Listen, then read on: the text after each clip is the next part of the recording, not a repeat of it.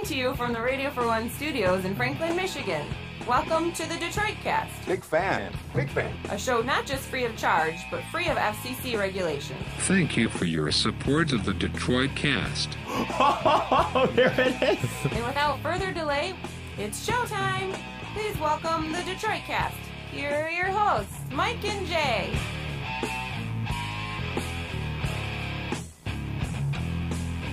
Hello, everybody. Good day. Welcome to the Detroit Cast, powered by DealsInTheD.com. Mike and Jay. Big E is here. Shalom, Big E. He's in a stew over there, Jay. Just kind of ignore him. How are you, my friend? Very well, sir. I am excited. We're going to be speaking with Mick Wall today. Yeah. He's the preeminent right. Like, if you're a rock band, a legendary rock band, and someone's going to write about your career, you want Mick Wall to do it. Mick would be one, yeah. He's Mick, written a great book about Guns N' Roses. Oh, yeah. It truly is fantastic. And a perfect time, too, because GNR is here Thursday. Indeed. Playing Little Caesars Arena. God, I want to go to that show. Who's opening for them? You're just looking that up, man. We can't tell who's opening for GNR on Thursday. There's no way to know. Yeah. It's a surprise opener, I suppose. I mean, do they even have openers on this leg of the tour? Maybe not, but I've got stuff that says, you know, in the summer they had everybody from ZZ Top, Deftones, Sturgill Simpson, Royal Blood Live, and Our Lady Peace. yeah, okay. I'm ready to show up at Guns N' Roses start time. Yeah. Get there at 9. Right. That's a weird. What an Alice in eclectic. Chains is who opened for him when Yeah. we went to Ford Field. And that was cool. I got to see the last few songs of theirs getting into Ford Field. I don't know if you saw any. Did you see I any did of not that? see any of them. No. Yeah, they're pretty good. I was drinking beers. Yeah. Yep. But live, I guess, would be okay. Sure. Deftones. Who Sturgill Simpsons or something? Yeah, E said he's That's total a country guy. That's an Axel hire. Yeah. It's got Axel written all over it. I reckon he's opening down in Texas. Hell yeah. Or ZZ Top down in Texas. Right. Aren't they some Texas boys? They are. Yeah.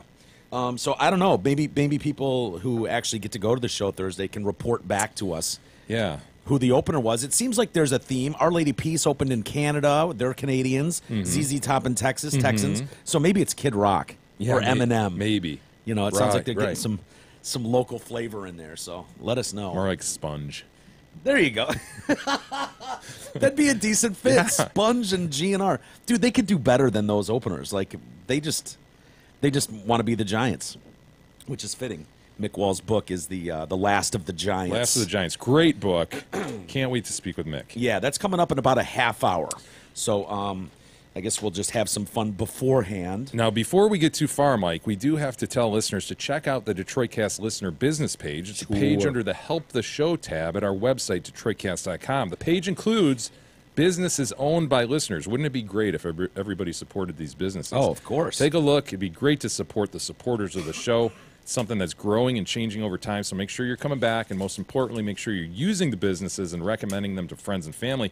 This week's featured listings are Harvard Risk Management Corporation. They specialize in affordable identity theft protection and preventative legal services for individuals, families, and small businesses, as well as our friends at Old Time Photo, Frankenmuth Old Time Photo. That is the most fun in Frankenmuth. Reserve your appointment online today. Use promo code TDCJ. They also travel for weddings and special events. I saw a few tweets. I was going to say, I saw a few people that were up there Dude, this that's week. once a month. Admiring the Yeah. murals at the very least. Dude, I'm so bummed I'm not on a You mural. need a mural. Get up there then. Yeah, I know, Throw but some chaps on, some Hell assless yeah. chaps, and get on a mural. I want a whore. Can Beth play a good Yeah. whore, you think? Because I need my whore Your own there. girlfriend. You have your own horror.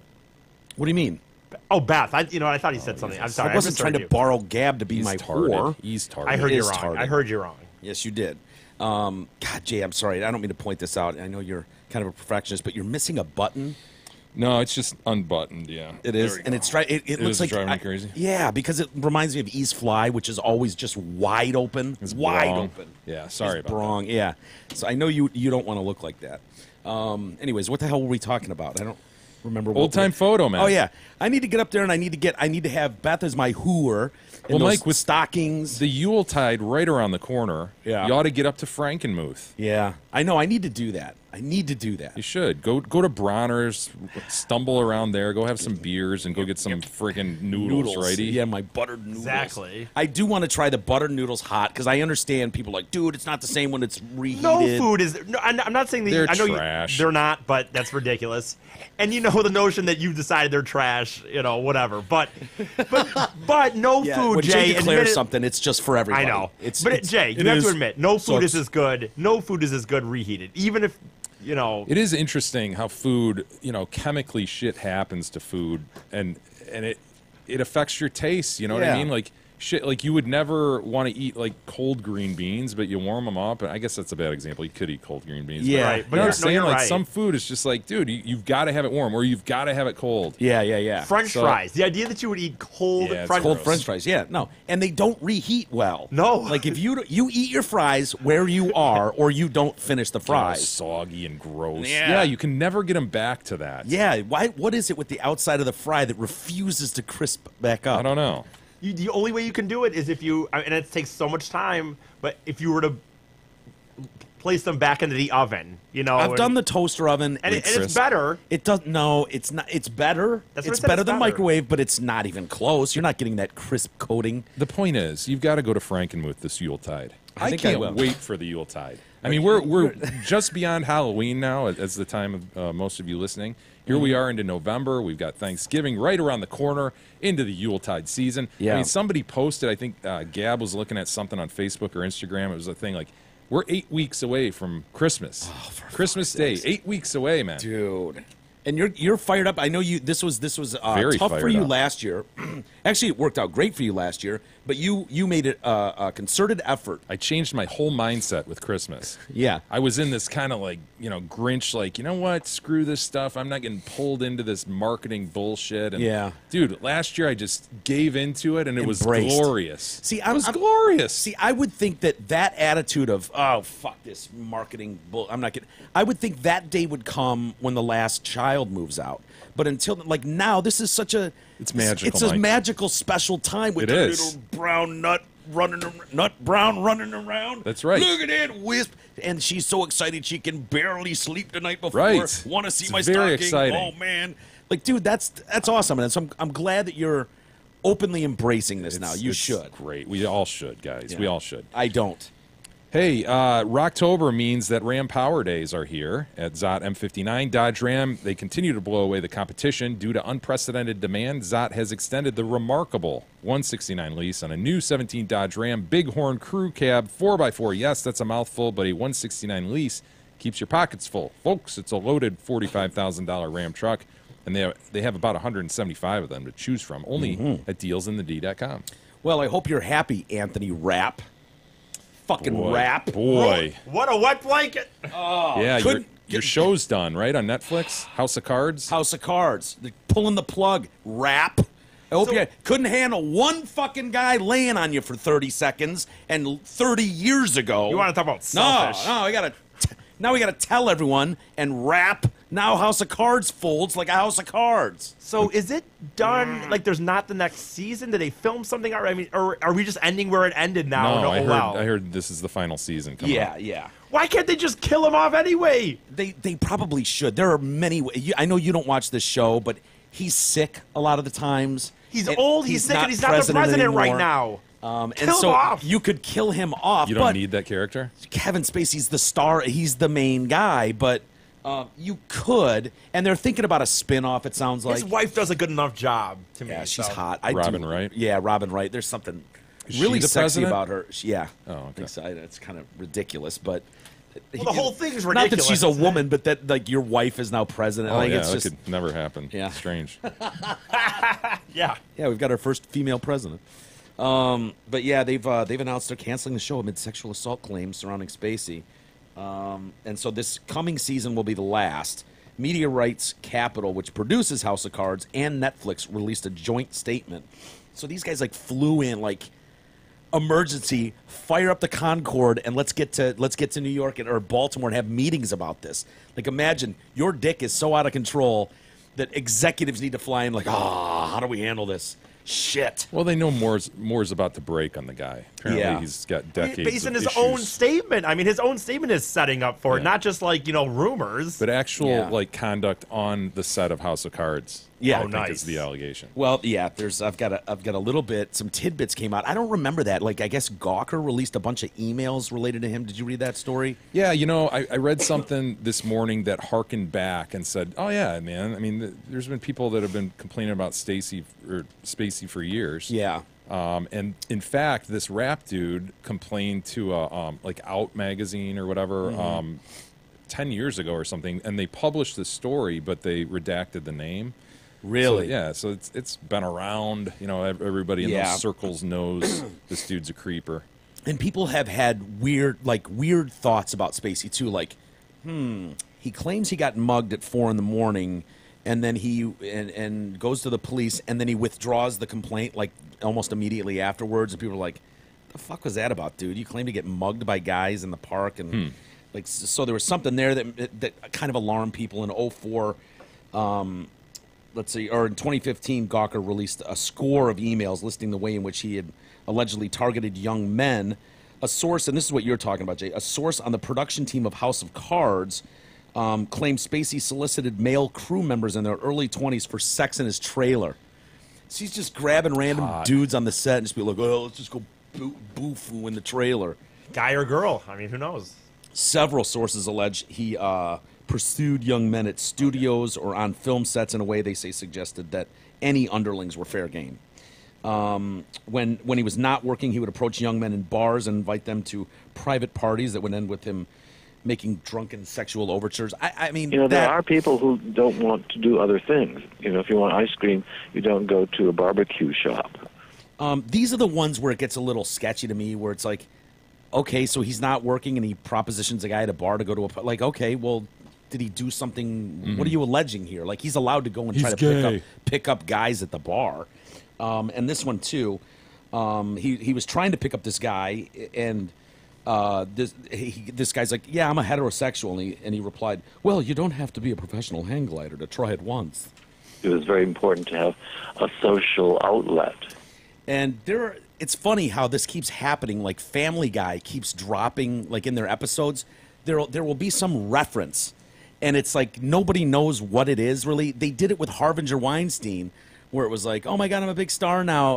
I don't have to, whatever for Harvey Weinstein anymore." Someone accepted something and ran off and everyone's like, "The fuck does that mean?"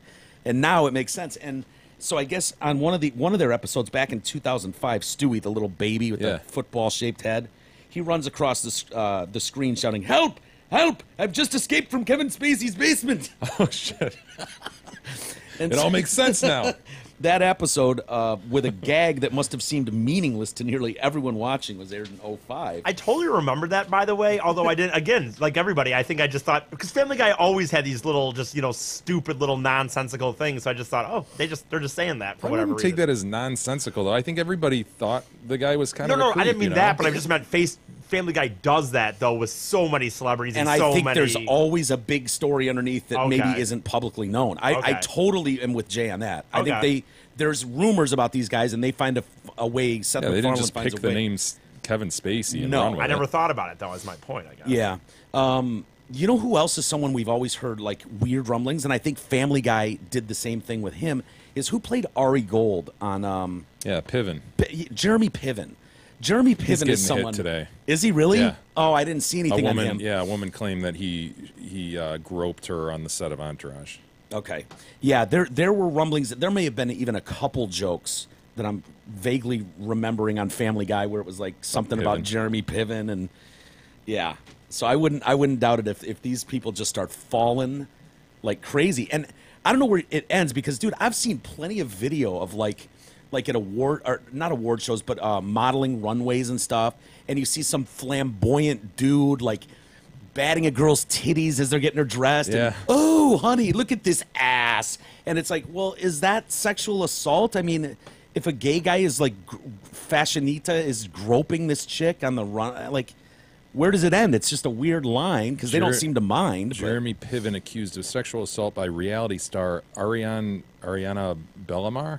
Sure. Hey, Jeremy Piven, remember when you cornered me in your trailer on the Entourage set? Remember grabbing my boobies on the couch without asking? Yeah, boy. It's been retweeted a few hundred times. Yeah, boy. I don't know who this chick is. I guess I could read this story. I'm trying to No, I don't know who she is. Who cares? It's going to be some Real Housewife. Of The some actress. Yeah. bullshit. Actress, right. The thing that's so funny about this is you always end up reading, like, and they actually use the word thespian when describing Spacey in this article. He's one of Hollywood's most popular and bankable stars, highly respected thespian with 2 Oscars. Whether gushing about Barack Obama, paying court to Venezuela's former socialist strongman Hugo Chavez, or joining British actor Jude Law on the streets of Belarus to support the democracy movement, Spacey is one of the acting world's liberal lions. Yeah. And it's like, yeah. Yeah, And he he's is. exactly. It's exactly true. He is a liberal lion. So, anyway, more Down to come goes with that. Spacey. Yeah, Spacey's going to be in some trouble here.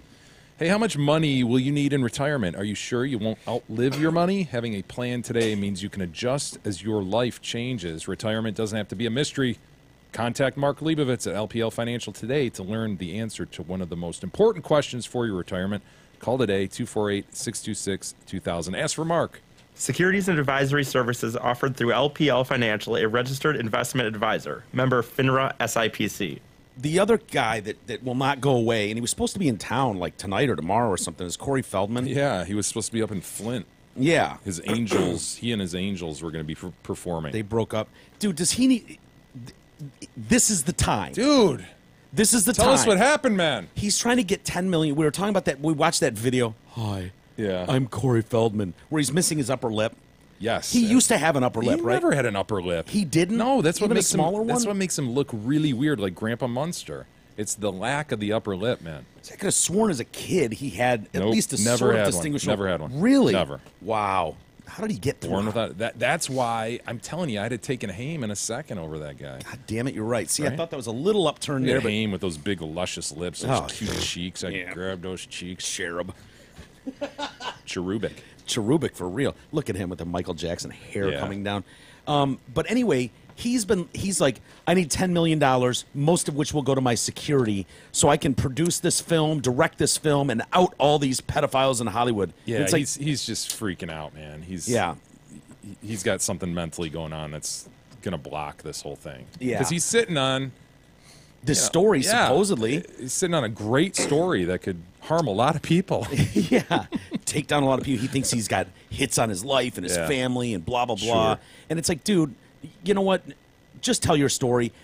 Believe me, the public, if you tell that story and people, you're already basically blacklisted. I mean, when was the last time you were in anything in Hollywood Yeah. anyways? Worth a shit. Most people would run you down in the street if given the chance. But you tell this story and you're like, You could become a hero. Yeah. He does say it's too that. paranoid. That's the problem. He says, because people are like, why wouldn't you tell the police? Why wouldn't you do this? And he's like, well, I was Said he younger. did. He told the police, yes. yeah. When he was questioned for Michael Jackson, about the Michael Jackson thing, he's like, I told them, like, I've been molested. I know Michael Jackson's not a molester because I've been molested. And they're like, oh, yeah, by who? And he's like, I gave them the names and who they were exactly. And they were like, yeah, whatever.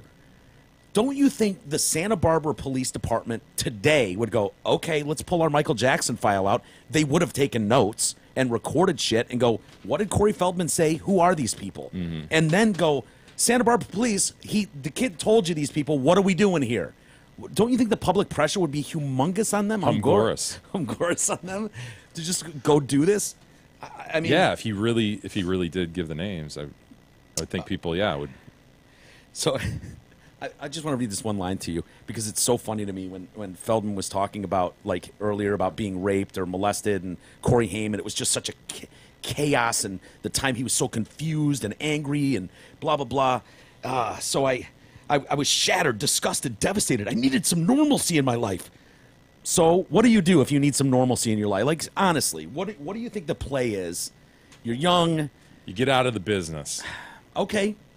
I needed some normalcy in my life. I moved to Indiana. Right. Moved back in with family, and you haven't heard from me again. Went to Hoover Middle School and finished out, high school in Indiana. And Normalcy. Normalcy. I met the love of my life, my high school sweetheart. We've been married 30 years since. Now I work in an auto parts store.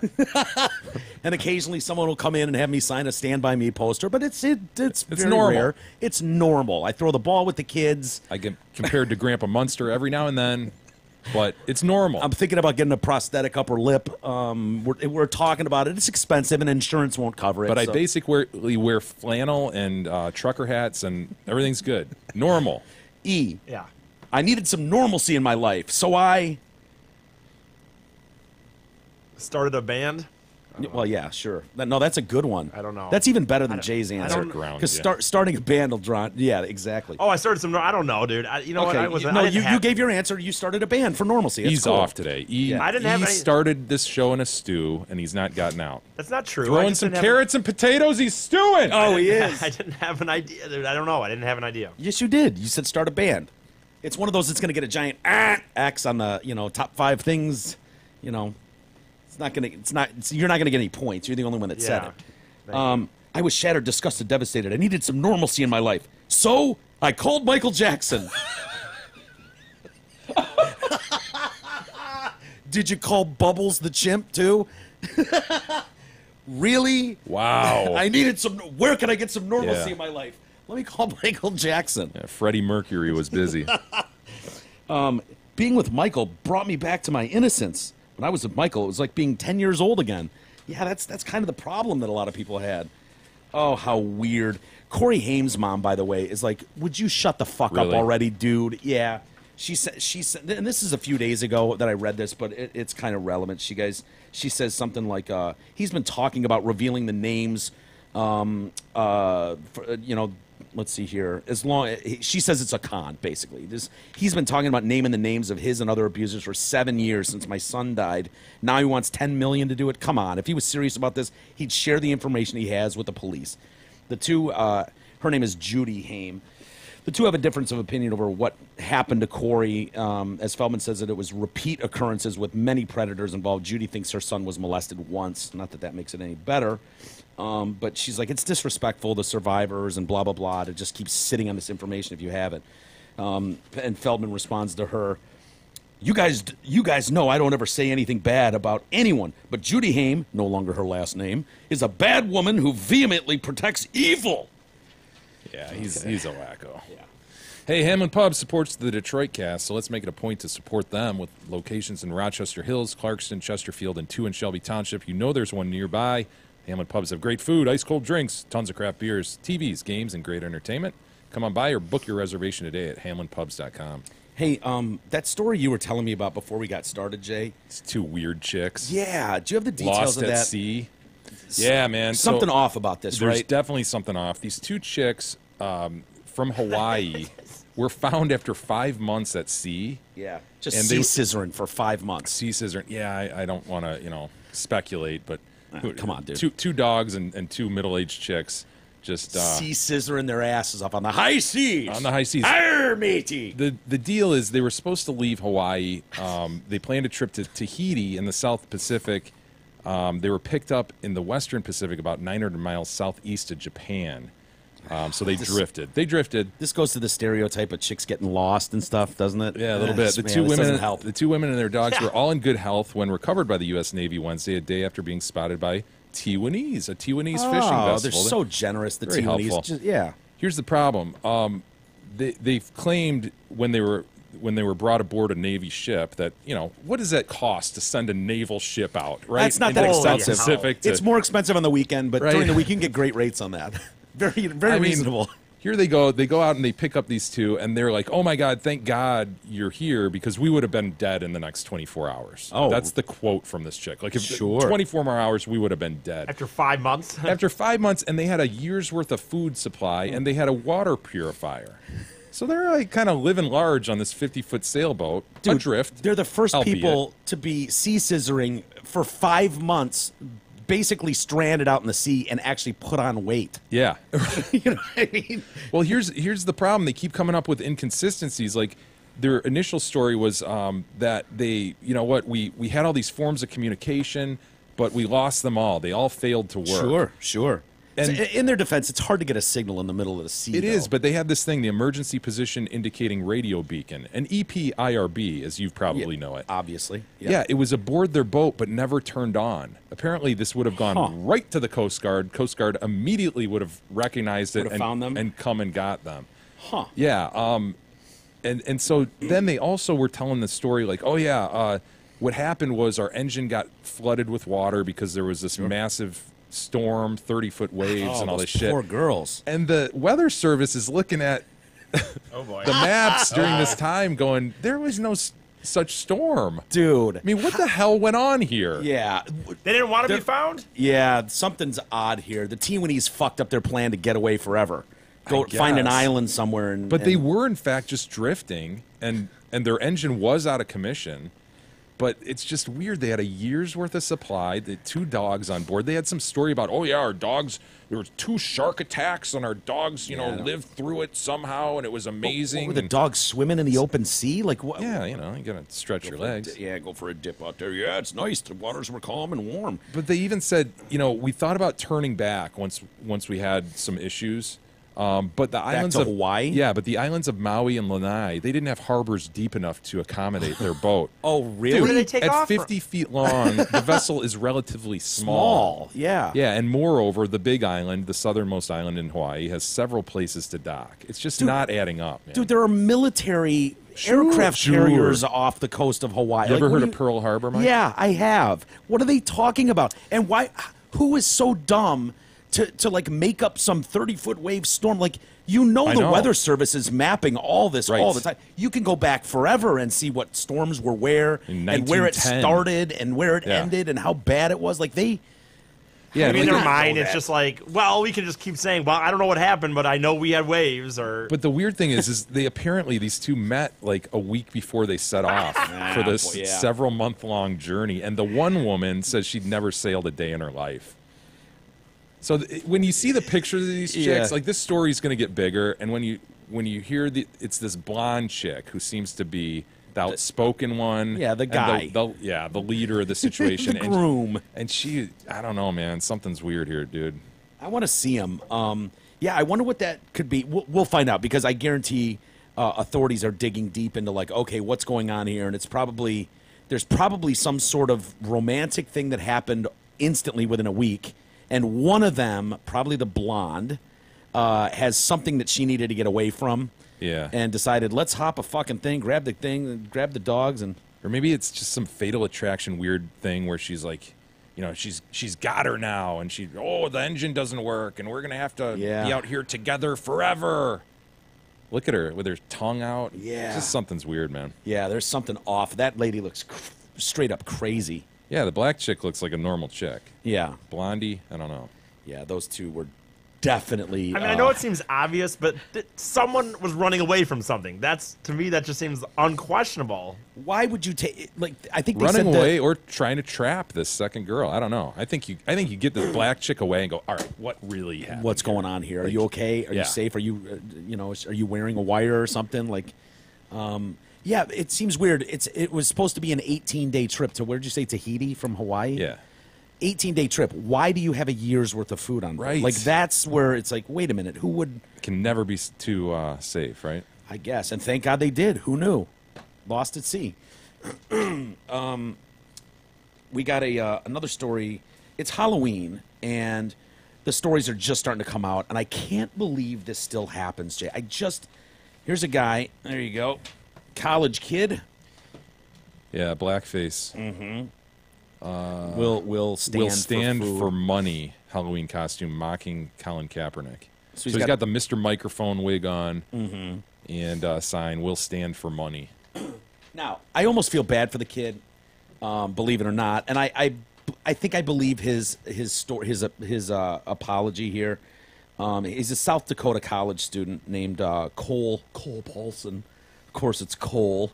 So it's shared on Twitter, immediately goes viral, and people are just like, "You fucking monster, you racist!" And so he's like, he told the local paper there, "I feel terrible for wearing blackface, but I wasn't intending to be racist. I'll be completely honest and tell you I was ignorant to the fact as to painting my face like that was racist. It was in no way my intention to offend the African American community, and I've read many articles and documents since to educate myself on why it was so wrong for me to do what I did. I was contacted almost immediately about how it was wrong and proceeded to wash it off before I went anywhere. I wholeheartedly apologize. I feel horrible about my ignorance and offending many people I respect. Thank God South Dakota State spokesman Mike Lockram said the school was made aware of the photo, and the school's Office of Diversity, Inclusion, Equality, and Access has reached out to the individual. So some dialogue has been started, but beyond that, I don't have information as to the extent of what's been said. I don't know if community leaders have been contacted at this point. Hopefully they have. I don't know. Hopefully there's been hashtags generated. Oh, I'm sure. It's possible, I guess, that the South Dakota E's are unfamiliar with this rule. I'm trying to think back when we were that age. Now there's so much more information now, and it's such a hot button topic. That's why I find it very hard to believe that someone would be so ignorant to not think, or to not know that going in blackface would be. South Dakota's out there, dude. It is, and I guess at that age, it's possible to not fully grasp, like the gravity of how offensive something like that could be to people, and you think it's just your little world. Mm-hmm. But social media has changed a lot of that for people. Anyway, why don't we take a quick time out, Jay, as I believe we are due to call Mick Wall. Excellent. Talk Let's a do little that. GNR. We'll do it next.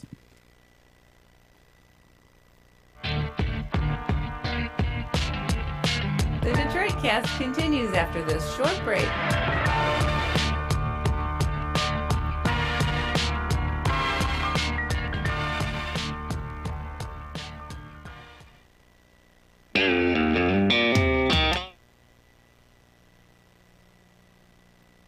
Hi everyone, this is Kelly Menino, your event coordinator for the Hamlin Pubs. Did you know that Hamlin Pubs offer 2 private rooms at each location, both located in Shelby Township? We specialize in all kinds of events, from bridal and baby showers, dinner rehearsals, to corporate luncheons and wedding receptions. My team is committed to making your occasion your most memorable event. Give me a call today so that we can plan your next event. Call me at 586-596-1425 or visit our website at hamlinpubs.com.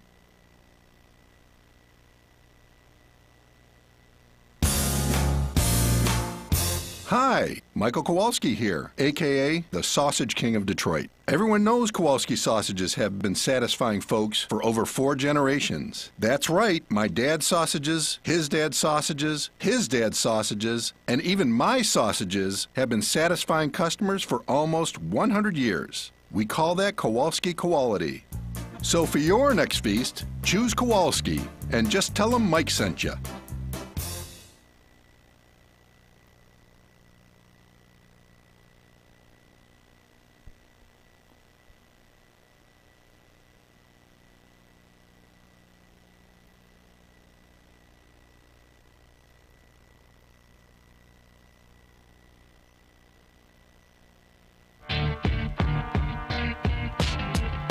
The Detroit Cast continues now, bitches. Here's Mike and Jay. All right, welcome back to the Detroit Cast, powered by DealsInTheD.com. And I believe we've reached the time, Jay. GNR on tap coming up Thursday here in town. I would say we have a subject matter expert at our disposal here in a moment. Yeah. I love the quote on the very back of the book. It's just like, hold on. Last of the Giants is a celebration of the last of the extraordinarily excessive, not giving a shit rock stars. And that basically sums it up. This is a group of bandits who just didn't give a shit, even if it was going to hurt them.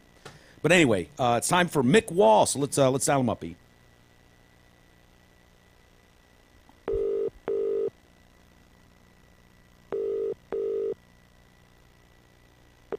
Hello? Hey, is this Mick Wall? Yeah, is that Mike? Yeah, it's Mike, and I got Jay here as well. How are you, bud? Hey, Mick. I'm good. Hi, Mike. Hi, Jay. We're doing good over here, man. We've really, really enjoyed the shit out of your book. I got to be honest with you. It's Mick Wall's new book. Oh, that's good. That's good. I'm glad. Yeah, Last of the Giants, the true story of Guns N' Roses. And I think you've outdone yourself, man. I was when I first got the book, I was like, I know Guns N' Roses. I've read all the stuff on them. I was shocked at how little I knew about Guns N' Roses. I didn't want it to end, Mick. Well, you know, it's weird because all the best books, like the one on Led Zeppelin, Metallica, all those books I've done have astonished me because I felt I had a fairly good grasp on what the story is.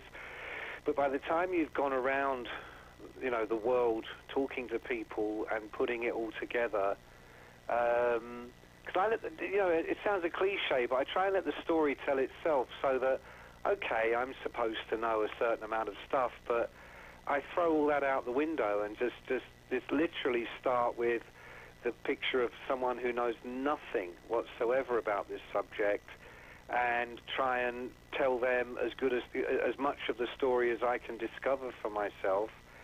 And it takes different turns, you know. I mean, I didn't know where the story was going to go. As people were telling me new things, it changed. Everything changed. I mean, we have this big image of Axl, quite rightly so in many ways.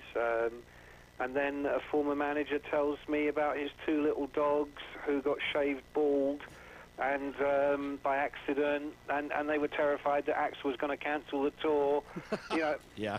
I mean, funny little stuff. I mean, he didn't. He thought it was hilarious. But Yeah. you hear these little things about people, big things as well. I mean, I've known Slash for 30 years. I didn't realize until I was explained to me in careful detail that, you know, he technically died 5 times on the Use Your Illusion tour. I didn't know that. Needed the Narcon save shot, right? Yeah. That's right. I mean, Doug Goldstein, their former manager, told me he carried that kit around with him the whole tour, along with a briefcase full of $50,000 in cash, which by today's money would be, I don't know, 150, 200. That level of cash, that was just kind of getting out of trouble money, Just right? buying people off, if need be. No, absolutely. You know, I mean, tour managers are. One day I should do a book about tour managers because they really are the soldiers of the road. They really know. Mick, is there ever a line, like, I'm amazed whenever I read these books at the level of obnoxiousness that these rock stars can get to, and there's always someone there that you know is highly educated, smart, professional, and he has to, like, figure out how to worm these guys out of trouble time and time again. Well, that's how they get the gig. You know, there's a lot of bands we don't think about anymore or don't hear from anymore or never heard from in the first place that didn't have that kind of help close by, and their journey stopped very soon.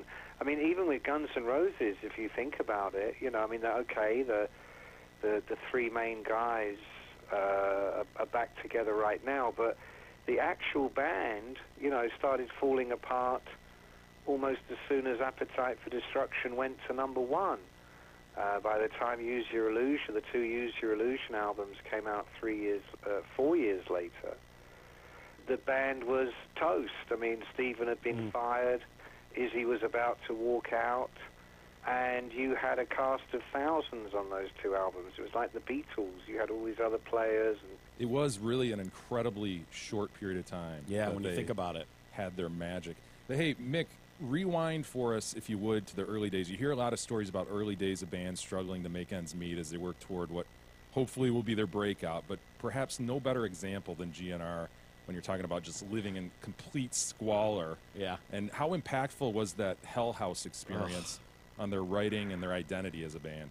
Well, I mean, it really was formative. I mean, I think when you're a kid, it's easy to kind of grow up with the idea, like, you know, in that old Beatles movie, Hard Day's Night, where, you know, you see them all living in houses next door to each other where they had connecting tunnels and things, or the Monkees, you know, you imagine these guys all living in the same place. And actually, that's not the case. You know, that's not the case with most bands, but the true greats, you know, the real ones, the ones that you know are authentic, and that's what draws you to them.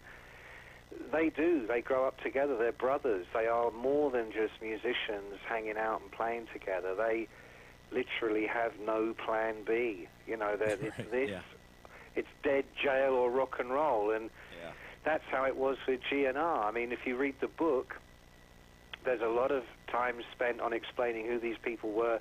before they even got to be Guns N' Roses, and you can tell from their backgrounds and their journeys that they were already, all 5 of them were already on their paths.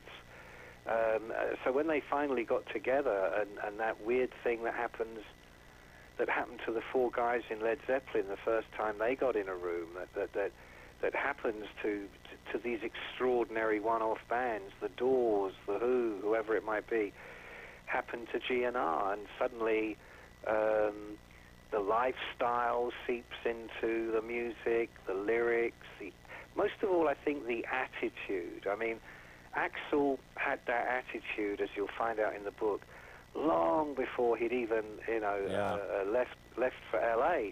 I mean, Izzy talks about Axl storming off stage at rehearsals.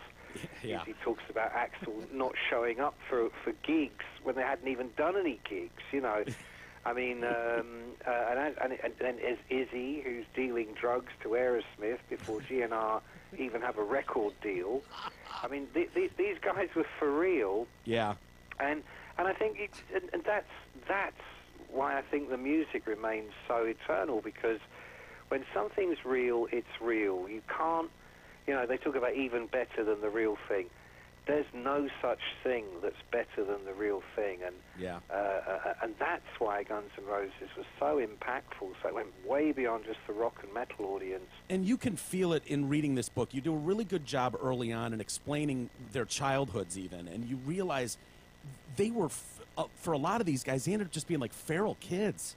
When you're reading about Steven and Slash, walking Sunset Boulevard at 12 or 13, drinking, and chicks are picking them up and giving them free drinks and drugs, and Steven's like, yeah, we'd suck, if I had to suck a dick or whatever for $30-40 and then get some drugs, cool. And it's like, it's just such a foreign existence to anything normal kids would know. Pretty authentic stuff. Yeah. No, absolutely. I mean, Stephen in particular, it breaks my heart. It was very hard writing those parts of the book because, Stephen and I got to talk more after he'd left the band, and his whole background, his family background was so sad. I mean, his parents essentially threw him out when he was 11 or 12. He was sleeping on the roof for a long time, and he would hang out at other friends' houses and apartments. And you're right, he was really living on the street. And Slash, who came from a much more kind of glitzy background, where his mom, works with David Bowie and Leonard Cohen, and his dad works with Joni Mitchell. It's much more Hollywood. Yeah. He ends up living with his grandmother and literally just, living on the streets and doing whatever he wants to do from a very, very early age. So that's the reason why we love this band and are drawn to them, even if they disgust us sometimes, because they're not faking. They're true. This is not fake news. Whatever fake news is, this is the opposite and always has been. Well, you can tell when they first put the band together, when the 5 of them finally get together, it's really on Duff. Duff McKagan decides he's looking at this band with Tracy Guns in it and Rob Gardner, I think, and he's like, I just don't know if they have that drive that you need, like balls to the wall drive. And he decides, let's take a tour up the coast. They hadn't even played together yet. And he wants to tour like up the coast from Los Angeles to Seattle, where he's from, and knows they can crash and stuff. And that's, those guys didn't want to do that. And so he knew the power wasn't there that they needed from Tracy and the other one. And so he just didn't he just pull out a number in his pocket? It was like, I met this Slash guy. Maybe he'll come with us.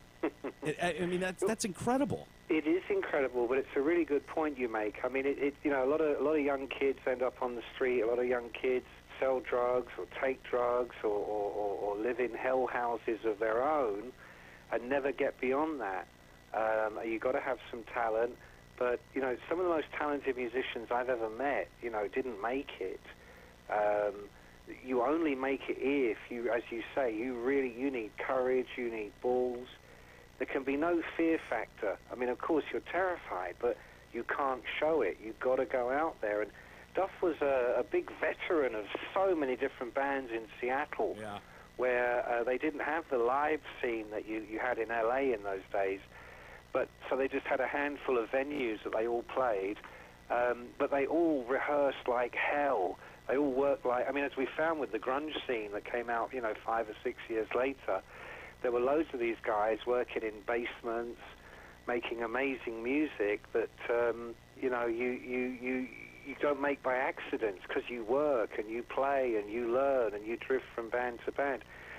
Duff had all that. I mean, that's what brought him to L.A. And that story, Mick, that story is so funny to me because they don't have shit. They don't have a dollar in their pocket. It's like, well, let's hit the road. We'll figure out how we eat tomorrow. And they just go. They miss every gig, all the planned gigs they miss until they get to Seattle. Their car's broken down. They have nothing. And then the one show they play in Seattle, I think the guy tried to stiff him on the $200, and Axl tried to burn his bar down. and then they run into a bar next door and try to fucking steal the instruments from the band playing there, which happened to be Soundgarden. Absolutely, it's a great story. I mean, that's the thing about Guns N' Roses. You can't make this stuff up. I mean, like I say, I mean, I felt I knew. Well, I did know an enormous amount, but once you start actually just saying, okay, I know nothing. Let's start from the beginning and look at these things. I mean, that trip to Seattle is kind of a famous one, but when you go into the detail, some of the detail like you have just done, that on its own could be a book. I mean, that one day someone's going to write a whole book about that one trip to Seattle. The Hell Tour. Yeah. The Hell Tour, and that was the one that made them. That was the one that didn't just go, well, I look good, I play good, I know I can do this. Many, many, many, many people can. Very, very, very few people do. And that was the tour where they realized they weren't just, well, we can, but it was, we do. And from that moment on, really, they were everything they were going to be in terms of attitude, in terms of entitlement and who we are. I mean, right up to when they get the deal, they ask one lady record executive, well, we'll sign with you, but only if you walk naked from one end of Sunset to the other, while we watch. I mean, geez, man. I mean, in those days, particularly when you millions were to be made from record deals, unlike now, you would be the ones walking naked, doing anything you could to get a deal. They're like, tell you what, you take your clothes off. I mean, it's like, fuck, jeez. And at the same time, they did it. They had the balls. Yeah. I mean, even when they did sign with Geffen, they told Zootout, the guy who signed them, they said, okay, but we want to check for $50,000, and we want it tomorrow. And at the same time, Zootot is holding his breath because he knows that this offer to the Chrysalis woman to walk nude is still outstanding too. Yeah. So they're going, we got to get this check for 50 or 75 grand, whatever it was, to them by 6 p.m. in order to sign these guys. Crazy. That's right. I think you're right. It was 75 grand. Yeah. Hey, so you mentioned first seeing the band very early on, being blown away. At what point do you begin to establish a personal relationship with some of these guys? Well, from the very first time I saw them, they came to London. They played a little club called the Marquee, which was very famous in those days. But their reputation came before them. I mean, I was working at Kerrang! Magazine in London, and we had guys out in L.A. telling us about this band. But at a time when, L.A. was bursting at the seams with new bands, Rat, Motley Crue, Poison. And then we heard about this band, and we got sent a cassette. And it was instant. It was instant. It was a no-brainer. Yeah, these guys are amazing. But that also coincided with me literally about to live in L.A. I've been visiting there a lot to work, and now it suddenly made more sense just to rent an apartment. So I ended up staying in L.A., and of course at that time, you couldn't go to the Rainbow or in West Hollywood, the Roxy or the Whiskey or wherever, and not see guys from Guns N' Roses. You saw them everywhere. I mean, Axl, he was always around. He was very easy to talk to. In fact, he was the easiest one in the band to talk to because he, this sounds crazy, but he seemed very humble, very articulate, Midwestern like no boy. drama whatsoever. No drama. Maybe the most sober at the time. Yeah, probably. Yeah. And then you'd get Slash and Duff, who were like, they were like Beavis and Butthead. I mean, they were, honestly, they were like two cartoon characters that would finish each other's sentences. It was a real scene. Hey, Mick, here we are 30 years out from Appetite for Destruction and 30 million plus, whatever that thing sold. It's hard to believe that that was anything but an unstoppable force. But it's an interesting point you make in the book that, in fact, the band was not at all an unstoppable force that was going to break out commercially no matter what. Talk about the vital importance of guys like Tom Zutaut from Geffen and then Alan Niven, who's a huge point in your book and a great get for you in this book in terms of the detail that he adds to these stories. Alan was fantastic. I mean, he was so kind and generous with his time. We must have logged 50 hours of conversation. Then there were the hundreds of emails he sent. He was an absolute gentleman. He went far beyond the call of duty. I knew Alan in those days. And we got to know each other years later. Long before I did the GNR book, we'd kind of got to know each other again. So we had an existing relationship, but that doesn't mean someone's going to give you the level of insight and honesty and depth that Alan gave me for the book. And he and Tom had been friends in the very early days. It was Alan that first played Motley Crue to Tom, and Tom was instrumental in signing Motley when he was working at Warner's. And so, you know, a year or two down the line, here comes Guns N' Roses, and Tom saw it. Tom knew what was going on, but very like Motley, he couldn't get anybody in the business to back him up because, you know, when you're real, that means you're trouble. That means you're a headache, you're a problem. And so many producers Tom brought in to try and work with the band, so many people he brought in to try and manage them. And everybody passed, you know, they just said, oh, no, fuck this. I mean, okay, they might be good, but this is going to be such a pain in my ass. So Tom ends up being the point man at the label, and Alan ends up being the manager. And they gave their lives in the cause of Guns N' Roses. They didn't die, thank God, but their careers certainly took a lot of flack. They made a lot of money and became very successful. But then, you know, the whole Guns N' Roses story turned toxic real quick, and the two of them found themselves on the outside again. Well, Alan had never even seen the band before, and when he when he agreed, and so the first time he's going to go see them, Axl's like, "Yeah, I'll meet you at the show," and he doesn't show. He goes AWOL, and so Alan's like, "All right, well, I guess I'll see you Wednesday night at the show." Axl again, no shows, and it's like, dude. Well, you know, I don't know if I believe in fate because that seems too simplistic to me. But, you know, you sometimes meet the right guy on the right day in the right place, and that was Alan and Guns N' Roses. And the fact that Axl didn't even show up, but Alan still came to the next gig and the next gig, you know, I mean, and you have to remember, and I hope the book makes this point, that back in the 80s, this is when the music business went from being a rock and roll business to a multinational corporate entertainment entity. And post-Reagan, you know, that whole era, this wasn't anymore about, well, let's get the wild guy. It was, let's get the guy who turns up on time. Let's get the kids that look good in the video. Let's get the kids that smile and wave for the cameras. They didn't want to know about people like Guns N' Roses.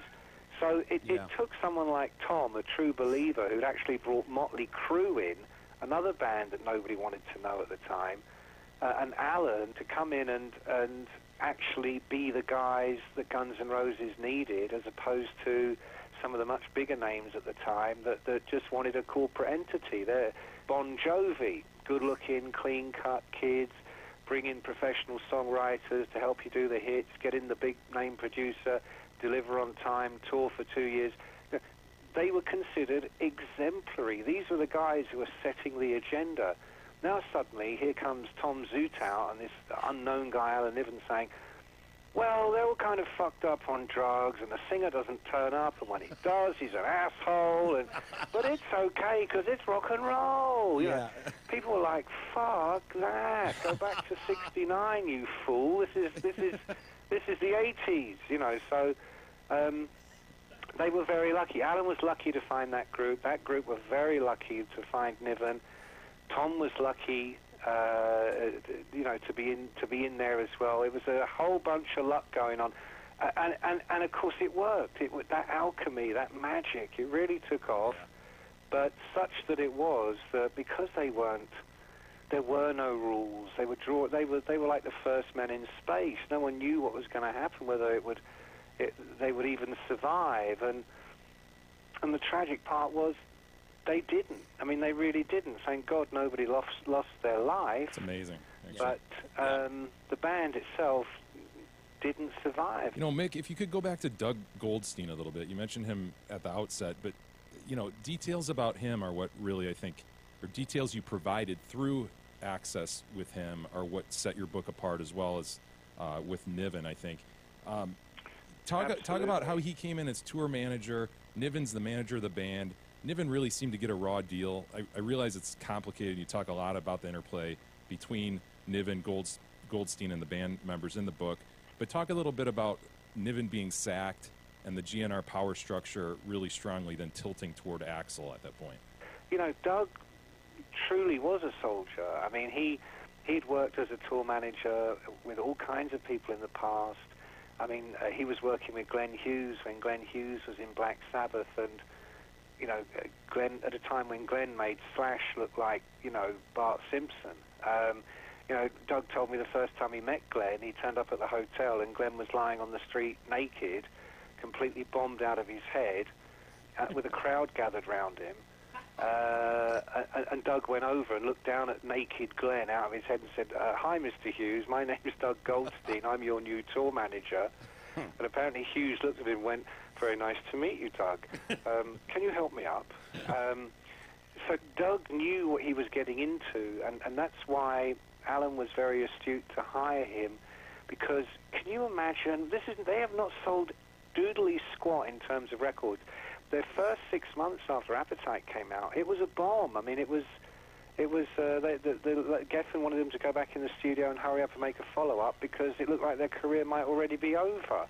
And Zutot really had to fight hard for that when they were trying to push them back into the studio to make a follow-up. And he's like, dude, this record hasn't even started yet. And I think this is another example of him going right to the top to David Geffen and begging him, dude, please. It was down to Tom, who pestered the hell out of Eddie Rosenblatt, who was the president of Geffen, and of course David Geffen himself, to the point where they said, look, what do you just go away. What do you want? What can we give you to make you go the fuck away? And he said, I just need the video to be played on MTV. And so they pulled strings, and MTV played Welcome to the Jungle once at like 3 a.m., and the phones lit up, because that's what happened in those days, no email. And, you know, the video then very quickly went on to daytime rotation, and the momentum started to build. So Tom was extremely passionate and truly believed, but he also had Alan, who was enjoying great success at that time with a group called Great White, who were on their way to their first platinum record. So between the two of them, I think Geffen went, well, this guy did sign Motley, and he said about the video, and we got it played, and now look what's happening, and this other guy has this other happening platinum act. I mean, okay, it was always like, we'll give him another 3 months. We'll give him another 3 months. Yeah. And things just sped up and sped up and sped up. But Doug comes in at a point when, you know, this momentum is not building. It looks like a train wreck. And, you know, he talks about in the book checking into a hotel with Slash literally hanging over his shoulder unconscious, peeing down his leg. At a time when you couldn't say, hey, look at that guy with Slash. Hey, that's Slash, man. Look at him pee himself. You know, you're going, who is the horrendous guy in the lobby with the drug addict on his shoulder? Someone call a cop. The top hat. Yeah. Awesome. What's with the top hat? Hey, can you get me a coffee? You know, so I mean, it just Doug had to put up with all this stuff at a time when he's not working for the Stones. He's working for Guns and no one's heard of us. You know. Yeah. But as time moves on, you know, cut to Appetite is now #1, and they're the biggest band in the world. Axl really grows into the role of being Axl. I mean, he'd always been Axl. Hey, look out. You know, everybody is coming to him, telling him he's the new Jim Morrison. that Slash is the new Hendrix, that this is really something out of this world. And Axl buys into that, and why wouldn't he at that point? Because it was pretty true. But Alan Niven, who very educated guy, totally sees what's going on from a proper perspective, isn't buying into this, and finds himself more and more as Mr. Reality Check. He's the guy who says to Axl, no, you can't do that. Doug, kind of filling the space, because Doug is on the road with them every single day. Doug is the guy you call at 4 a.m. and say, Axl's left the band again. Doug's the guy you call at 4 a.m. and say, Slash is lying face down in a pool of his own vomit. What do we do? Doug's there, and he fills the gap. And, Axl to this day is a night creature. He'll talk all night, he'll go all night, and then sleep in the day. And Doug would just work round the clock. Doug never got any sleep at all, and he became Axl's, more than just his tour manager, but his friend. To the point where, you get the proper journey in the book, but for the sake of this conversation, to the point where by 1990, 91, there's a real schism. There's the Alan camp, which is Slash and everybody else, basically, and then there's Axl and Doug. But one had a clear opinion that Axl shouldn't be indulged or overindulged, and really did need to have a reality check now and again, and be given certain boundaries so that it doesn't all go into chaos. Where Doug was the guy that said, Axl, you're the man. Without you, we have nothing. What do you need, buddy? Well, it took a long time to get to that point where Axl wins that battle, and he's got his guy Doug, once again proving he's right in his mind. But there were cracks along the way that turned Axl into Axl, from the kid you describe in the bar scene in L.A. when no one knows him, you could come up to him and talk to him, and he's very sweet, to this kind of control freak that we know him as now. And you think, Sweet Child of Mine is a good example. A little ballad he wrote about Erin Everly, his girlfriend at the time. And everyone in the band was like, ugh, gross. They hated it. They didn't think it was going to be on the album. And Axl really insisted Sweet Child be on the album, and it was a late edition. And, of course, it blew up to what it was and what it is now. But instead of just enjoying that, Axl took it as, I never again listen to anyone in the band. If I feel it, I put my foot down because I know what I'm doing and no one else does. And so there were moments like that kind of created this monster almost. Well, that's true. But then, again in the book, it goes a long way to explaining Axl's background. I mean, this guy, talk about coming from a dysfunctional family. This guy came from a place that was so horrific, you can only imagine. His biological father, still a very mysterious figure. And I heard a lot about this that I actually wasn't able to put into the book for legal reasons. But all I will say to you is that mystery hasn't been solved yet, not officially and not publicly. But it is way deeper and more desperate than is known. Which story? The abuse. Oh, the story of his Axl's biological father. The orthodoxy is he was a crazy young guy who vanished after Axl was born. There's more to it. Yeah, well, I think that will Axl... come out over the year. I don't mean to sound so mysterious, but trust me, that is one fucked up situation. Well, yeah, I think if I'm not mistaken, the story you're talking about is Axl was in some therapy and some regressed memory, and he believes that he was butt-fucked by his biological father, drugged, and then his mom comes in to help him, and she was beat the shit out of. Is that what you're talking about, those moments? That's actually not what I'm talking about. No, that stuff is in the book, and we can talk about it. And there's a whole other really. That stuff on its own is so crazy that would fuck anybody up for life. Okay. Yeah. No, what I'm talking about goes to another level, and I really, I hate to be an asshole and put this out there and not take any further. But we get it. That's no problem. You can tell us off the air. I just can't. I'll be taken out and shot. Yeah. But wow, that situation is very, very deep and very damaging for any child, particularly a baby. So for me, I make this point. when people talk about crazy rock stars, oh, Ozzy, he's crazy, or Lemmy, he was a wild guy, you know, I mean, all that's true. Or Jim Morrison, you know, Jim Morrison who also had a terribly dysfunctional upbringing. You know, Axl isn't just a crazy rock star, that's Slash, okay? Slash is half Jack Daniels bottle, half Harley Davidson, half Jimi Hendrix, you know, but Axl was a seriously disturbed person whose problems just magnified with money and fame, as they do for everybody. But when your problems are, I mean, in the book, you know, he talks about at one point being in therapy 6 or 7 hours every day. I mean, I can't even imagine what that must be like. But, you know, you got to be carrying a lot of shit on your shoulder to spend that amount of time trying to just get yourself on stage every night. So I long ago lost the idea that Axl was just this prima donna. I mean, of course he's a prima donna, but hey, so is Duff, so is Slash. Yeah. You know, I mean, that's a whole other conversation. You can't get up on that stage and shake your fang if you don't love looking in the mirror, you know.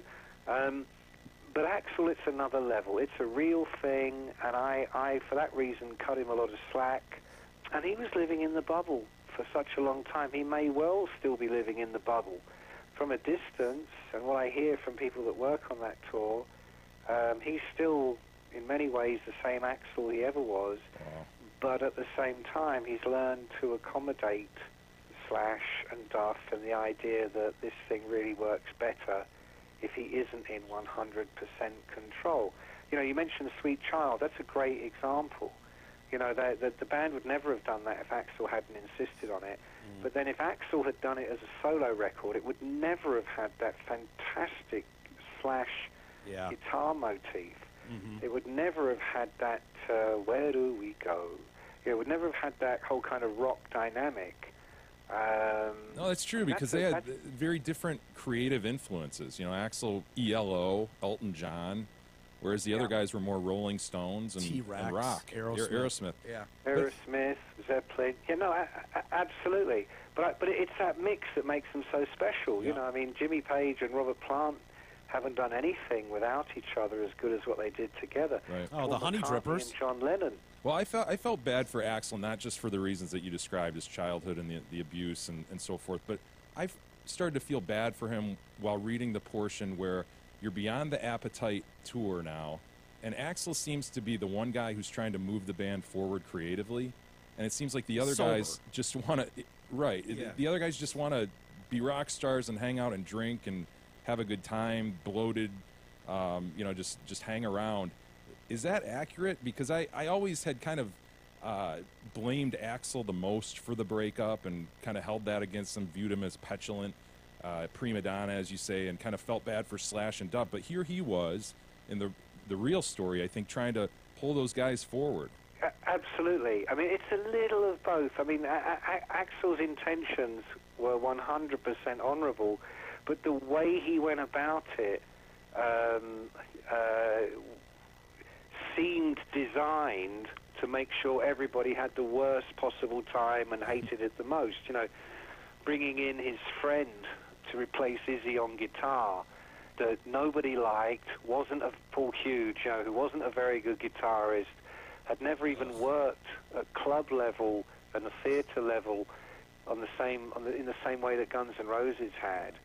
Can you imagine? Go back to Zeppelin. You know, so for the third album, Jimmy turns up one day and Robert's got his friend Paul Hughes from teenage days coming in to add guitar, because we need to add his guitar. He's a great guy. Fuck off. Dude, I'm Slash. Did you see the fucking videos? Yeah. You know, you want my hat as well, you know? When I read that, I hated Paul Hughes. When I just read it, when he's standing there in the studio with Slash, and Slash is like, are you fucking kidding me, man?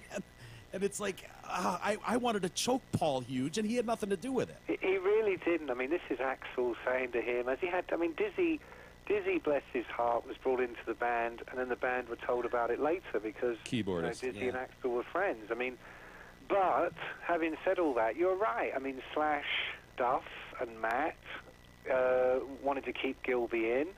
understandably, and wanted to make a rock and roll record and go back on the road because that's what bands do. You know, Axl was thinking of the Beatles. You know, Axl's thinking of Phil Spector. Queen. Axl's thinking of Brian Wilson of the Beach Boys. You know, one of Axl's all-time favorite artists is Billy Joel. Freddie Mercury, who was famously a perfectionist. Elton John. Now, Elton did put out 2 or 3 albums a year when he was at his creative peak, but they were But he didn't write them. Well, no, he wrote the music. He wrote the music. He didn't write the lyrics. But they also weren't just one thing. He wasn't just a singer-songwriter at the piano. He had rock songs. He had some reggae in there, in Benny and the Jets. He had different influences, and that for Axl was where Guns N' Roses needed to go next. Was not just, hey, let's make our 3rd album as if it's the first album all over again. It was, let's do something even more extraordinary than Use Your Illusion. That's just the jumping off point.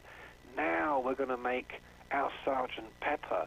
Now we're going to make Pet Sounds. We're going to make Dark Side of the Moon. You know, that's where he wanted to go. And God bless him, if he hadn't been like that, they would never have made those great albums that they did. They would have been Motley or Aerosmith. They would never have come out with some of the amazing material on the Use Your Illusion albums. There's some filler on there as well. But, you know, Axl didn't want to make another Guns N' Roses record. He wanted to make a magnificent musical statement. And at a time when the others were just out of their minds and wanted to go back on the road. Well, it's interesting you describe the 2 kind of visions that way, because if you look at Use Your Illusion 1 and 2, it's not as if you can separate one album and say, well, this one's more rock-heavy and this one's more visionary, but you can certainly take a collection of songs from both and say, this is rock and roll / punk, and then take another section from each album and say, now this is visionary stuff. Estranged, and Coma, November Rain, that sort of thing, that's more epic in feel. Is that accurate? That is accurate. But what is great is that they had both. You know, and who had that? The Stones, at their best in the late 60s and early 70s. Zeppelin, definitely. But not probably until their 3rd or 4th album. Up to then it was Whole Lot of Love and Bring It On Home and just bring that fucking hammer down, you know. Yeah. And suddenly here comes Stairway to Heaven, here comes Battle of Evermore. So what was great was they had both. I mean, and those tracks you mentioned, you know, to me, Estranged, November Rain, Sweet Child, are infinitely more memorable and interesting than Back Off Bitch or yeah. Even You're Crazy. Garden, you know, even Appel. You're Crazy. I mean, I love the acoustic version of You're Crazy. Yeah. You love Getting the Ring too, right? We'll get to that. When we get to that. If you had $1 for every time somebody asked you about the Get in the Ring track, right? I know. And the trouble is, you know, I've tried to give proper answers before, but an hour goes by and everybody's asleep, you know. So to nutshell it, and I try not to make... This is not an issue in the book because I didn't want the book to be about that. Hey, Mick, can I stop you there? Why don't you let us play just a portion of it so new listeners might know what we're talking about. Understand how immortalized you actually are. I mean, this is the greatest thing ever.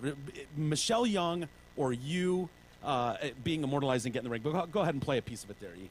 That goes for all you punks in the press that want to start shit by printing lies instead of the things we said. That means you, Andy Setzer at Hit Parader, Circus Magazine, Mick Wall at Kerrang, Bob Guccione Jr. at Spin. What, you pissed off because your dad gets more pussy than you? Fuck you! Suck my fucking dick! You be ripping off the fucking dick. I mean, that has to be awesome, right, Yeah, Mick? Please say that's awesome. You gotta love him. You gotta love him. Do you, Andy Setzer, and Bob Guccione Jr. get together every year? And at least send Christmas cards. Yeah, have a Get in the Ring party. Every year on the anniversary of that album being released, the three of us get together and we have a big dinner with a huge portrait of Axl on the wall, like the king, and we toast him. And no, I mean, do you know what? I don't even think the three of us ever even met and talked about it. I mean, seriously? The truth is, it was heartbreaking for me because just a few months before, Axl had given me a gold record for GNR Lives with my name on it and blah, blah, blah. You know, for a long time I was the go-to guy. There's lots of things in the book that I don't put in there because I don't want to do any special pleading, and as much as I don't make a big deal of the get in the ring thing, there are still stories to this day that they ask me never to write about, and I never have. And so to be accused of printing lies and starting controversy, you know, I only told the tip of the iceberg of what was going on in those days. I mean, you didn't have to make anything up with Guns N' Roses. Yeah. You just had to be there. So yeah, to me it was a cheap shot. But hey, what a great track! I mean, It is. It is a great thrilling. song. I mean, yeah. Did you hear that? Thrilling, and you got to say, you know, how many times do you wish your favorite rock star would get up and really fucking give it to the punks in the press? I mean, you know, you want it. You know, you want so the personal. blood on the stage. You know. He told you to suck his fucking dick, man. Hey Mick, I think I heard a prior interview or read that song was actually a Duff original, and that he had played an early version for you, which obviously didn't contain those lyrics. Yeah, and he did. And you're like, yeah, you know, you told him you thought it was great, but thought, okay, that's all right, and then never heard of it again until the release of this album. Is that Absolutely true. It was a New Year's Eve, 1989, going into 1990 in LA. There's a big party going on at the place I'm living at the time, and Slash and Duff are there, and lots of people are there. But we go and do this interview in the little office bit. So we do the interview, and then he says, "Oh, Mick, I've written this song, and he gets the guitar. And Duff was obsessed with Sid Vicious, and he would sit there and do the little sneer, like the little Elvis, but punk version of the Elvis sneer, and he had the padlock chain round his neck, and he sat there, and he went, I love this man, you love this man. And he went, brum, why are you making me when you hate me? Brum, I'm going, oh. It was an early version. Yeah, really early version. Yeah. So he goes, what do you think, man? I went, that's fucking dynamite. You know? That should be your next single. You know, that's great. You know, thinking, even by tomorrow, he will have forgotten about that. We will never hear it again. And next thing you know, voila, lo and behold, thanks very much for changing my life. Yeah. Axl gets a hold of it, and there you go. I noticed they don't play it on the current tour. I'm not suggesting they should. Yeah. I think it's good that they don't, because he's bigger than that. He really is. I mean, the book... That's what was surprising. The book, you'll see at the beginning, it's dedicated to Axl. It says, for Axl, you won. You won. And that's my way of saying absolutely no hard feelings. At the end of the day, you know, he is an extraordinarily gifted artist. We're so lucky in rock music to have someone like him and a band like that. And the reason the book is called Last of the Giants is because I truly believe he is. I think when he goes, that band goes, that's it. I think it's close the door, turn out the light time. Because, you know, for all the troubles they've been through, it was through his ultimate desire to do something you'd never heard before, you'd never seen before, that wasn't what you expected, that wasn't what all the other guys were doing. Yeah, it harmed his life, it harmed his career, it harmed them, it harmed all of us. So many people involved in the story that are now shut outside because of that intense focus on just doing what he believes to be right. And I'll take that any day over what we have these days, etc. But nobody really living it, and too many people talking about how much money they make. And, you know, Axl, I don't think, ever wrote a song like that. I think he always wrote from somewhere much deeper and more interesting. And they're doing new songs. There's going to be a new record, and I'm hoping we're going to see it all again. Mick, not to belabor the Get in the Ring thing, but that's on Use Your Illusion 2, and it's halfway through the album. I'm just wondering what it was like for you the very first time you heard that, as you're listening to this album, and you get to this and are blindsided, really, with this attack. I mean, I'm wondering what you thought the first time you heard it. Well, I've been told about it a few months before, so I knew it was coming. And the first time I heard it, I mean, I was horrified because I actually just stopped being a writer, and I just got into managing, into management. I had a new band that you don't go to manage a band if you don't think they're going to be the greatest band in the world, So I thought I had this real hot thing going on. It was just at that time when I was talking to record companies about deals, and I thought, great, this is all I need is this kind of thing besmirching my reputation. I mean, they did Wembley Stadium in London on that show, on that tour, which is the equivalent of doing, I don't know, what's the LA Coliseum? 70,000 stadium in LA, Coliseum. Coliseum, of course, yeah. And he said something about it on stage, and he ripped up a copy of Kerrang! Magazine, and everybody cheered. And I had lawyers in America. Can you imagine? I had Hollywood lawyers contacting me, telling me how many millions of dollars I could sue him for, and I never did. I'm like, no. This is not about the money. I mean, hey guys, if someone wants to give me a few $1 million right now, I'm open for business. But sue the guy? I mean, that's just not how. That's not me. That's not how I've done things. It's not how I would ever do things. And I actually think he made a mistake doing that, because I actually had lunch with Sharon Osbourne not long afterwards, and she said to me, if I hate someone that much, or Ozzy hates someone that much, here's what we do. We never speak to them again. We never mention them again. Their name never comes up. They don't exist, and that's what harms them the most. Yeah. He's just made you the most famous rock journalist in the world. Yeah. Yep. Where's the lose? And it's true. I mean, I got a bump in my career through that, but it was an unwelcome one. It wasn't. So now, for the rest of my life, I have to explain that I did all this good stuff for years and years and years. Then Axel called me at 2 a.m., asked me to do an interview. Did the interview. We recorded it. I still have the recordings. I've been asked to put them on the internet. I won't do that. I figure this has got to be painful for him at this point. Much better to just kind of draw a line under it. Mm-hmm. But it was all recorded, every word he said, and like I say, you never had to make anything up.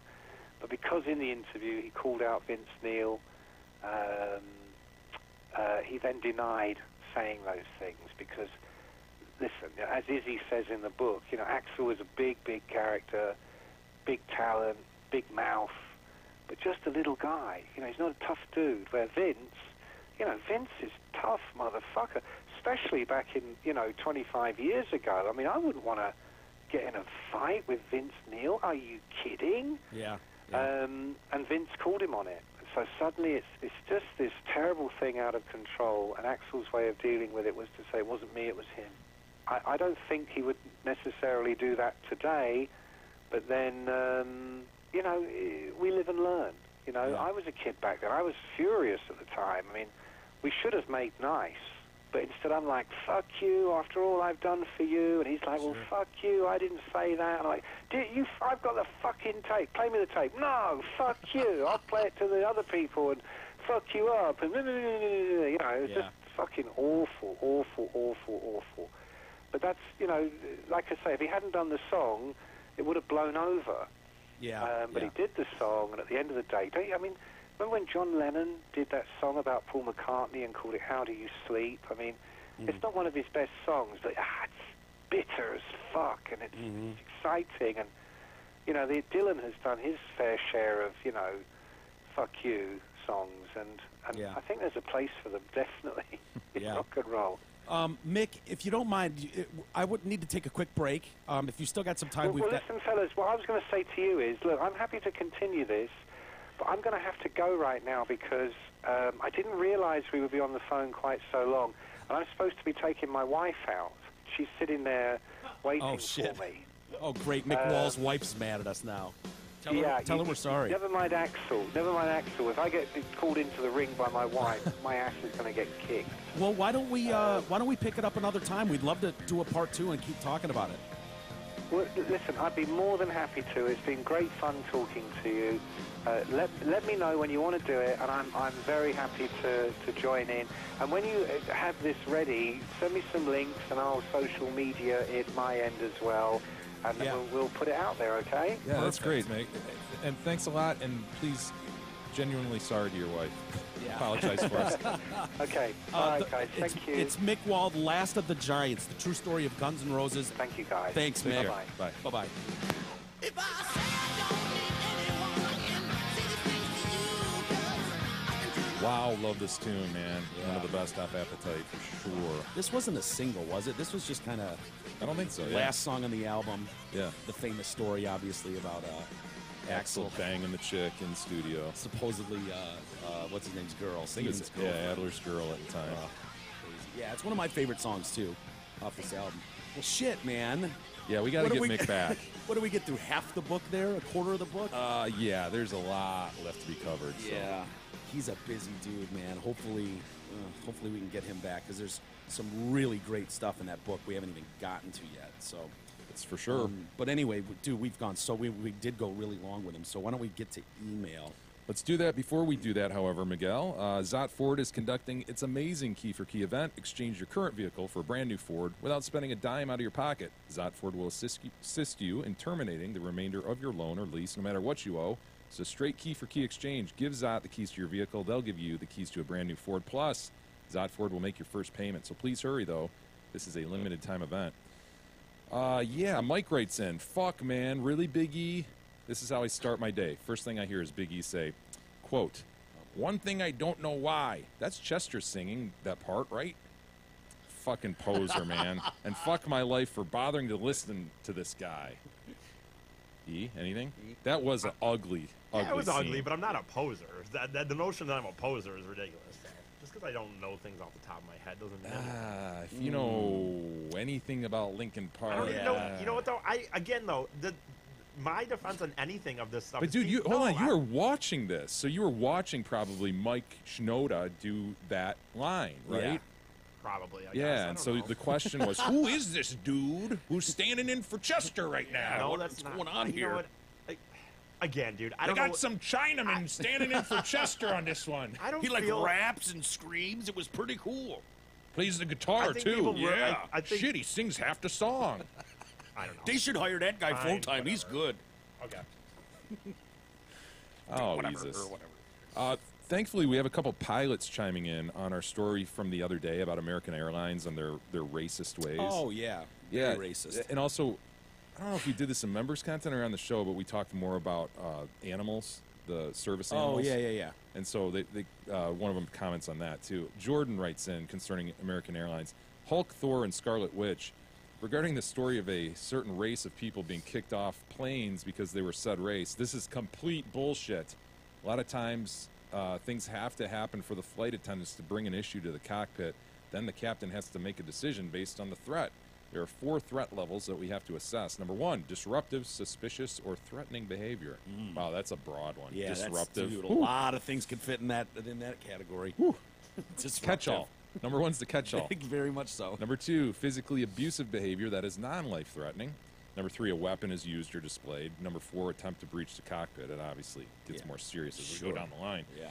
Any of these can get you kicked off, and frankly, for the sake of the passengers and crew, I would rather have them with law enforcement on the ground in the airport than on my plane with other passengers and crew at 30,000 feet in a pressurized aluminum tube going 600 miles per hour. Me as well. This is why the FAA says that the pilot in command of an aircraft is directly responsible for and is the final authority as to the operation of that aircraft. Yep. Also, anytime a person is removed from a flight, the workload increases exponentially. It's a great point. Yeah. The total tonnage of the paperwork is astounding. Police report, crew report, delay report, Interviews. flight attendant report, phone call to the chief pilot, and finally a conversation with a union rep. There are times that I fly 4 legs in a day, then have to commute home. All we want to do is get home safely. The very idea that I or other aircrew give a shit what color your skin is ridiculous. Yeah. In 10 years of flying, I can count on one hand the number of people I've kicked off planes. It's rare. Chances are, if a flight attendant comes, gross, up front to the cockpit, gross, if it gets to that point where I'm getting out of my seat, being taken away from actually flying the aircraft, someone is leaving. Yeah. Good day. I said good day! It's a great point. It's a great point. You know what a headache that would be for them, and the level Just of professionality to even Professionality. Good point. you know to be, is that a word? No. Professionalism. Is that Yes. okay? The level of professionalism it takes to even become a pilot. to become a pilot Right. that's responsible for 300 bodies, 300 souls on board. The idea that it'd be like, oh my God, look at He's that a guy. Is he black brown guy. or black? If he's brown, maybe I'll let him stay. But he looks a little. Find a reason to get her off my fucking. Like, it's like. I know, dude. Come on, As you and I are dude. settling into that shit seat, trying to squeeze our legs in there and open a magazine, there's guys up there like taking all these people's lives into account, figuring out exactly how to, do this and do it in a safe manner. The notion that they'd be like, "Oh my God, I What? think I see someone in my rearview mirror that looks black. Yeah. Get him out of here!" You off my plane now. Yeah, it's absurd, and that's what was so offensive about that article, where it was like, okay, give me a break. Well, when she said I can't fix the seat, I just said thank you, ma'am, and went back and sat in my seat. And all of a sudden, for no reason, There's the pilot in my the face. pilot's screaming at me, and it's like, dude, Sure. And the cop's really? response, quote unquote, the cop apparently just said, Oh, yeah. Well, and apparently what did he say? I forget. It was like, come on, pilot. She didn't do anything. She's just sitting here, being, not making any fuss at all. Yeah. And he's not having it. And then everyone in the airport was like, all night long, was like, this is an outrage the way you're being treated. Stop it. Stop Please. it. Tom agrees. Tom's a pilot as well. He writes in concerning dealing with passengers. Hey, gents, I never deal with people. That's someone else's job. Anytime there's a problem, we just have the poor gate agent come down and deal with it. And we have a lot of problems. It's not like we can do anything anyways. I also don't want to do any paperwork. I do try and go out of my way to help moms traveling alone with a bunch of life burdens in tow, though. In the case of the stroller discrimination lady, yeah, it sucks, but they can't go dig around the belly of the plane and find your stroller. Oh, it's the red one with the wheels? There's like 20 of those, 25 if it's an Orlando flight. Those ramp rats are working some other plane anyway. If anything gets out of hand quickly, we just call the police in and they deal with it. Sorry, I just take you from point A to point B in a safe manner. Yep. I have to do it a couple times again that day and just want to get through my 4-day trip. Yeah. Also, service animals, whole different email. It's a scam. Here's a damn horse on one of our flights. Used to fly thoroughbreds on a dedicated What? cargo plane due to the What? way they whiz and shit everywhere. I think I remember him sending this in a couple years ago. Oh, my God. There's a little wee horse. Look at that wisp of a peruke. Look at that guy. Dude, there's a miniature horse standing, Yep. I think, in the front seat, just behind That first horse class area. Is wants that to or be anywhere besides there. what is that? Is that what he's describing as he used to fly through? That's not obviously not a thoroughbred. No, that's That's not a anything thoroughbred. but a thoroughbred. Yeah. Dude, What's this up front area? It looks like the partition that would normally go between first and yeah, loser class. yeah. Yeah, He's just standing there sideways. That might be first class. He's tied up. Yep, he's tied up. Don't want to fall over. He's wearing his pink thing with it says service on it. What a Here for bunch service. of bullshit, Dude, it's such a scam. I can't get so through the bad. flight without petting my pony. Well, then you need to drive. Sorry, not our problem. Although, if I was on that flight, I'd be up there just scruffling the head. Yeah. Look at his poops. I'd be taking anybody selfies got an with him. apple? Please, someone has an apple. A carrot? Please. I'd be taking selfies with him. Oh, I'd have a ball with Yeah. him. He can be on my flight. He's a cute guy. Yep. He He's has a like cute. his little shoes on too, doesn't he? Yeah, well, yeah. I don't want to scuff up my toes. Just had a mani-pedi. Bob writes in concerning the YouTube rabbit hole progression. Built like a brick shithouse, built like a planet, and built like a sneech. One of my recent YouTube rabbit hole sessions went as follows. Frank Zappa live concert from 78. Sure. Okay, I can see why you'd start there. Right to Buckethead guitar solos. I've actually been on that page as well. Buckethead is amazing. Yeah, Buckethead is awesome. Air traffic control recordings from 9/11. Not sure how he goes Buckethead to air traffic control. What's the connection this his there? actual Yes, this is progression. See, that's not fair to us because there's no rhyme or reason. He's just whatever hits his head. goes- He's ADD. He goes Buckethead to air traffic control recordings from 9/11. Fuck. I don't see any connection. From there, he goes to Team Canada hockey drills for defensemen. Team Canada hockey drills for defensemen. Yeah. This is all in one sitting. That's all in one. Yeah, that's his progression. 3 hours and 2 cigars later, it's time for bed. By the way, I had fun meeting Jerry from the Jacks the other day. Good day and goodbye, BUI. Thank you for writing in, sir. We will save the rest for tomorrow, Mike. All right, very good. Well, thank you to Mick Wall for coming on the show today. Gross, I know. And thank you all for listening. Everyone have a great day. We'll see you tomorrow. You've been listening to the Detroit Cast with your hosts, Mike and Jay. From all of us at Radio for One Studios, thank you for listening. And as always, thank you, Detroit.